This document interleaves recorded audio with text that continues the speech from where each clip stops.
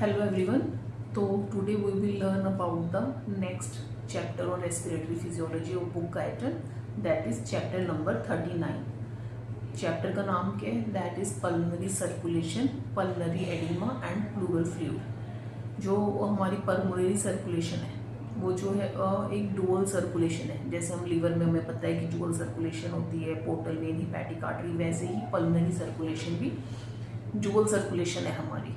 उसमें high pressure and low pressure circulation होती है। तो जो हमारी low pressure high flow circulation होती है वो होती है with the help of pulmonary artery, and जो हमारी हाई प्रेशर सर्कुलेशन होती है वो होती है सिस्टमिक सर्कुलेशन के थ्रू।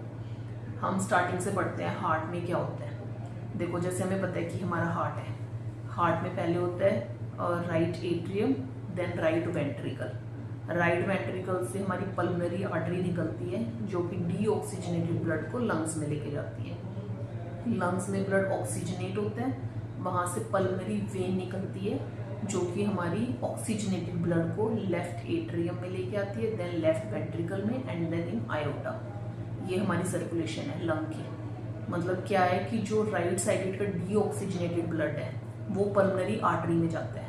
यूजुअली आर्टरी में ऑक्सीजनेटेड ब्लड होता है, पर पल्मोनरी सर्कुलेशन में डिफरेंट होता है। राइट साइड का deoxygenated blood goes in pulmonary artery, उसके बाद लंग्स में जाके ऑक्सीजनेट होता है, and then oxygenated blood went to the left heart with the help of pulmonary vein. Oxygenated blood हमारा पल्मोनरी वेन के थ्रू जाता है। तो जो ये हमारा राइट हार्ट से पल्मोनरी आर्टरी के थ्रू लंग्स में ब्लड जाता है, दैट इज पल्मोनरी सर्कुलेशन, जो कि राइट वेंट्रिकल, पल्मोनरी आर्टरी और लंग्स में जाता है। This is low pressure high flow blood होता है जो कि लंग्स में जा रहा है। दूसरा क्या होता है, अब उसके बाद हमने देखा कि लेफ्ट आर्टरी, लेफ्ट हार्ट से हमारा आयोटा में ब्लड जाता है, और आयोटा वाला ब्लड सब ब्रेन में जाएगा, अपर लिम्ब, लोअर लिम्ब, हर जगह जाता है। तो उसकी कुछ ब्रांचेस हमारे लंग्स को भी सप्लाई करती है, जो कि ऑक्सीजनेटेड ब्लड होता है जो कि लंग्स में जाता है, जो कि हमारे लंग टिश्यू को, ट्रेकिया को,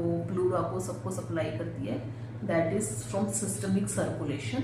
उसको हम बोलते हैं high pressure low flow blood. समझ गए ना? जो डीऑक्सीजनेटेड ब्लड है, जो कि ऑक्सीजनेट होने के लिए ब्लड लंग्स में जा रहा है, that is low pressure blood. और जो सिस्टमिक सर्कुलेशन से ऑक्सीजनेटेड ब्लड लंग में जा रहा है, that is high pressure low flow blood. तो हमारी डुअल सर्कुलेशन होती है of the lungs, high pressure low flow and low pressure high flow circulation. उसके बाद नेक्स्ट होता है हमारा पल्मोनरी वेसल्स। क्या होती है pulmonary blood vessels? Pulmonary blood vessels में हमारी पल्मोनरी आर्टरी आती है एंड पल्मोनरी वेन आती है।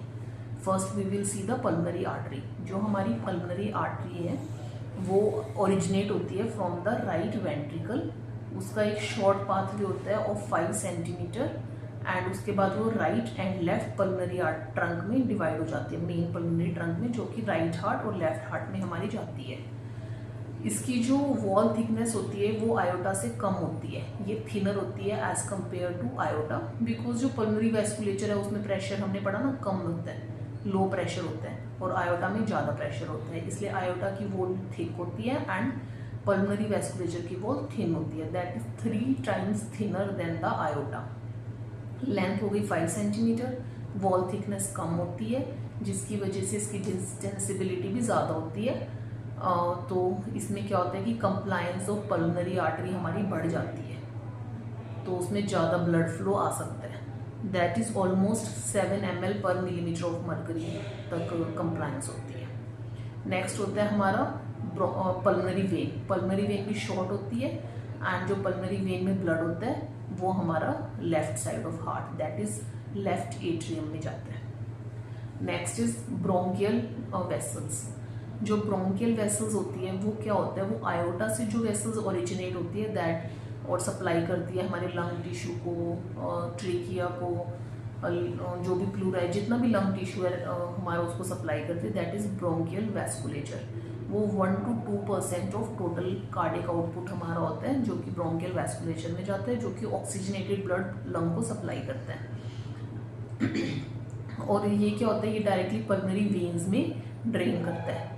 तो जो हमारा ब्लड होता है इन द लेफ्ट एट्रियम वो 1 to 2% ज़्यादा होता है as compared to right blood. Right जो हार्ट सर्कुलेशन होती है उसके कंपैरिजन में लेफ्ट हार्ट सर्कुलेशन में 1 to 2% ब्लड फ्लो ज़्यादा होता है because of the bronchial veins जो कि डायरेक्टली ड्रेन करती है इन पल्मोनरी वेन। नेक्स्ट होता है हमारा लिम्फेटिक्स, जो भी लंग में टिश्यू फ्लूइड होता है वो लिम्फेटिक्स के थ्रू ड्रेन हो जाता है in right thoracic lymphatic duct, जिसकी वजह से हमारा एडिमा वगैरह या प्लूरल इफ्यूजन नहीं होता है। Next we will learn about the pressures, pressure in the lung and the pulmonary circulation. See जो हमारा राइट वेंट्रिकल होता है उसमें सिस्टोल के टाइम पे क्या होता है 25 मिलीमीटर ऑफ मर्करी तक प्रेशर होता है, and in case of diastole the pressure can fall as low as 0 millimetre of mercury. जो राइट वेंट्रिकल से हमारा पल्मोनरी आर्टरी निकलता है उसका फ्लो कितना होता है, सिस्टोल के टाइम पे उसका फ्लो सेम होता है राइट वेंट्रिकल के जितना, that is 25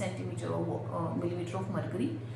but in case of diastole उसका 0 नहीं होता बिकॉज जो हमारा वेसल है उसमें ब्लड धीरे धीरे हमारे लंग्स में जाता है तो ब्लड उसमें रहता है, इसलिए जो डायस्टोल के टाइम में पल्मोनरी आर्टरी में प्रेशर होता है that is 8 millimetre of mercury. तो एवरेज प्रेशर जो पल्मोनरी आर्टरी का है वो 15 मिलीमीटर ऑफ मर्करी तक होता है। ठीक है, उसके बाद पल्मोनरी आर्टरी के बाद हमारा आता है पल्मोनरी कैपिलरी। पल्मोनरी कैपिलरी में हमारा ब्लड प्रेशर होता है 7 millimetre of mercury. Next is pulmonary vein and right atrium और लेफ्ट एट्रियम। जो हमारा हम कैसे प्रेशर देखते हैं, हम कैथेटर इंसर्ट करते हैं, वो हमारा कैथेटर यहाँ से जाएगा, कहाँ जाएगा, राइट एट्रियम में, राइट वेंट्रिकल में, then it will go in the pulmonary artery. But pulmonary artery से आगे कैथेटर नहीं जा सकता बिकॉज वहाँ पे कैपिलरीज हैं जो कि छोटी छोटी है, वहाँ पे आके कैथेटर स्टक हो जाता है। तो वहाँ पे जो ऑक्लूजन प्रेशर हम देखते हैं, पल्मोनरी आर्टरी ऑक्लूजन प्रेशर या पल्मोनरी वेज प्रेशर, वो इनडायरेक्टली हमें लेफ्ट एट्रियम का ही प्रेशर बताता है क्योंकि उसके आगे pulmonary vein and left atrium है। तो उसी का प्रेशर यूज देखने के लिए हम pulmonary capillary wedge pressure occlusion pressure use करते हैं। जहाँ भी ये वर्ड आ गया दैट मीन्स हम लेफ्ट एट्रियम के प्रेशर के बारे में बात कर रहे हैं, जो कि नॉर्मली +5 मिलीमीटर ऑफ मर्करी होता है as the time of systole. ठीक है, उसके बाद नेक्स्ट हम पढ़ेंगे blood volume in the lungs. Normal blood volume कितनी होती है लंग में? जो हमारे लंग्स हैं उसमें नॉर्मली 450 ml ऑफ ब्लड हमेशा प्रेजेंट होता है, जो कि हमारा 9% ऑफ टोटल ब्लड वॉल्यूम होता है, जिसमें से 70 ml ब्लड पल्मोनरी कैपिलरी में होता है एंड रेस्ट जो बच गया उसमें से हाफ पल्मोनरी आर्टरी में होता है and half is in pulmonary vein. जो हमारा ब्लड होता है पल्मोनरी सर्कुलेशन का वो इंक्रीज होकर डबल भी हो सकता है एंड डिक्रीज भी हो सकता है अकॉर्डिंग टू हमारी बॉडी कंडीशंस के, मतलब उसकी एक्सपेंशन और कंप्लायंस बहुत ज़्यादा होती है। अगर ओवरलोड है तो वो इंक्रीज होकर डबल भी हो सकता है। तो किन किन कंडीशंस में ये पल्मोनरी वैस्कुलेशन में ब्लड फ्लो बढ़ जाता है, like in case of heart failure. Next we will learn about the blood flow in case of hypoxia, मतलब लोकल लेवल पे जो पल्मोनरी वेसल्स का ब्लड फ्लो होता है वो कैसे होता है। वो जो हमारा ब्लड फ्लो है वो ऑक्सीजन डिपेंडेंट होता है। If in case of decreased alveolar oxygen तो हमारा ब्लड फ्लो उस एरिया में कम हो जाएगा, जहाँ पे एल्वियोलर ऑक्सीजन ज़्यादा है वहाँ पे ब्लड फ्लो बढ़ जाएगा। ऐसा क्यों होता है? ताकि हमारा डेड स्पेस कम रहे और वीक्यू मिसमैच ना हो एंड जो भी ऑक्सीजन एल्वियोलाई में है वो हमारी सर्कुलेशन में जाए। ये किस मैकेनिज्म के थ्रू होता है हमारा, जो ये हाइपोक्सिया में हाइपोक्सिया डिपेंडेंट वैसोकंस्ट्रिक्शन होता है, उसके लिए प्रॉपर मैकेनिज्म है। 3 मैकेनिज्म्स होते हैं इसके, वो हम 1 by 1 पढ़ेंगे। तो फर्स्ट मैकेनिज्म क्या होता है वैसोकंस्ट्रिक्शन का in area of decreased p pressure of alveolar oxygen. First mechanism होता है जैसे ही हमारा हाइपोक्सिया होता है तो ऑक्सीजन डिपेंडेंट जो चैनल्स होते हैं उनका इनहिबिशन हो जाता है पोटेशियम चैनल का, जिसकी वजह से डीपोलराइजेशन होती है। डीपोलराइजेशन की वजह से एक्टिवेशन हो जाती है ऑफ द कैल्शियम चैनल, तो कैल्शियम इन्फ्लक्स बढ़ेगा और जो स्मूथ मसल ऑफ वेसल्स हैं उनकी कंस्ट्रिक्शन होगी, तो जिसकी वजह से वैसोकंस्ट्रिक्शन हो जाती है और ब्लड फ्लो जहाँ पे ऑक्सीजन ज़्यादा है उन एल्वियोलाई की तरफ डाइवर्ट हो जाता है। नेक्स्ट होता है जो सेंसिटिविटी होती है वैसोकंस्ट्रिक्टर के लिए वो बढ़ जाती है एंड डायलेटर के लिए सेंसिटिविटी कम हो जाती है। तो वैसोकंस्ट्रिक्टर होते हैं जैसे कि एंडोथेलियम, उसके लिए सेंसिटिविटी हमारी बढ़ जाएगी एंड नाइट्रिक ऑक्साइड के लिए सेंसिटिविटी कम हो जाती है। These are the three mechanism by which the blood flow is diverted toward the more oxygenated alveoli. और जहाँ पे ऑक्सीजन कम है वहाँ पे हमारा वैसोकंस्ट्रिक्शन हो जाता है। Next we will learn about the zones of the lung. Zone क्या क्या होते हैं लंग्स में? There are 3 zones in the lung, zone 1, 2 and 3। ये सब जानने के लिए पहले मैं एक बेसिक चीज़ बताती हूँ। मान लो कि मैं बैठी हूँ, जैसे कि हम अपराइट पोजीशन में हैं, तो जहाँ हमारा लंग का एपेक्स और बेस, उसके बीच में जो है 30 सेंटीमीटर का डिस्टेंस होता है। तो जो हमारा हार्ट है वो बीच में है। हार्ट के लेवल पे हमारा पल्मोनरी आर्टरी प्रेशर सिस्टोल के टाइम पे कितना होता है? 25 मिलीमीटर ऑफ मरकरी। और डायस्टोल के टाइम पे कितना होता है? 8 मिलीमीटर ऑफ मरकरी। तो जैसे जैसे हम हार्ट से ऊपर जाते हैं एपेक्स की तरफ, तो क्या होगा, हमारा जो हाइड्रोस्टैटिक प्रेशर की वजह से क्या होता है कि ब्लड नीचे जाता है। तो हम बोलते हैं ना, लोअर लिम्ब में प्रेशर ज़्यादा होता है, अपर लिम्ब में प्रेशर कम होता है। तो वैसे ही जो लोअर पोर्शन ऑफ लंग है वहाँ पे प्रेशर ज़्यादा होगा, हाइड्रोस्टैटिक प्रेशर, और अपर पोर्शन पे प्रेशर कम होगा अगर हम बैठे हैं अपर या खड़े हैं अपराइट पोजीशन में। तो मैंने क्या बताया, हार्ट के लेवल पे जो हमारा पल्मोनरी आर्टरी प्रेशर है that will B 25 millimetre of mercury in time of systole and 8 millimetre of mercury at the time of diastole. तो जब हम हार्ट से ऊपर की तरफ जाते हैं तो वहाँ पे मैंने बताया प्रेशर कम होगा, हाइड्रोस्टैटिक प्रेशर। तो वो क्या होता है कि वो अराउंड 15 मिलीमीटर कम होता है as compared to level of heart. और जब हम नीचे जाते हैं तो वो 8 मिलीमीटर ऑफ मरकरी ज़्यादा होता है हाइड्रोस्टैटिक प्रेशर। तो अगर मान लो हमारे यहाँ पे सिस्टोल के टाइम पे हार्ट के लेवल पे 25 है, तो हम एपेक्स की तरफ जाएंगे तो 15 millimetre of mercury hydrostatic pressure कम होगा। दैट मीन्स 25 था नीचे, तो वहाँ पे माइनस कर देंगे 15, दैट इज एपेक्स पे सिस्टोल के टाइम पे only 10 millimetre of mercury pressure होगा। और अगर हम नीचे जाएंगे that is at the base level, तो वहाँ पे 8 मिलीमीटर ऑफ प्रेशर ज़्यादा होता है मरकरी। तो दैट मीन्स अगर यहाँ 25 है तो नीचे अगर हम जाएंगे तो 8 मिलीमीटर ऑफ मरकरी प्रेशर ज़्यादा होगा, तो अराउंड 30 हो जाएगा। फाइन।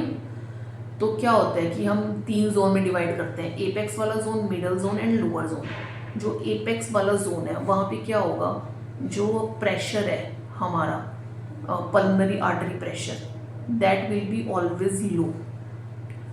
जो हमारा एल्वेओलाई का प्रेशर है वो मान लो 0 है, तो और पल्मोनरी आर्टरी का प्रेशर क्या होगा, वो कम होगा। तो जिसकी वजह से ब्लड फ्लो नहीं होता किसी भी टाइम पे, ना इधर at the time of systole nor at the time of diastole. तो दैट इज जोन 1 जहाँ पे नो ब्लड फ्लो। बीच वाले में क्या होता है, सिस्टोल के टाइम पे ब्लड फ्लो होता है बट डायस्टोल के टाइम पे ब्लड फ्लो नहीं होता। तो वहाँ पे इंटरमिटेंट ब्लड फ्लो होता है, दैट इज जोन 2। और लोअर जोन में क्या होता है, चाहे सिस्टोल हो चाहे डायस्टोल हो, दो हमेशा कॉन्टिन्यूस ब्लड फ्लो होता है at the level of level below the heart, that is zone 3।